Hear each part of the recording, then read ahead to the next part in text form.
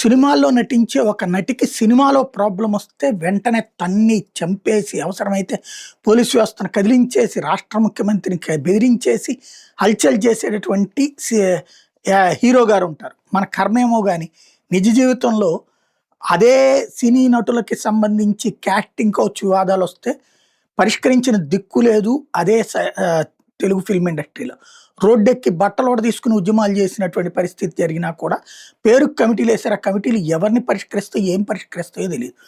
గాయత్రి గుప్తా ఇప్పుడు తన ఇన్స్టాగ్రామ్ ఖాతాలో షేర్ చేసిన వీడియో సోషల్ మీడియాలో వైరల్ అవుతుంది. కొన్ని నెలలుగా ప్యానిక్ అటాక్స్తో బాధపడుతున్నాను, ఆత్మహత్య చేసుకోవాలన్న ఆలోచనలు వస్తున్నాయి, నేను ఎదుర్కొన్న లైంగిక వేధింపుల వల్ల ఈ మానసిక గాయం ఏర్పడిందని చెప్తుంది ఆవిడ.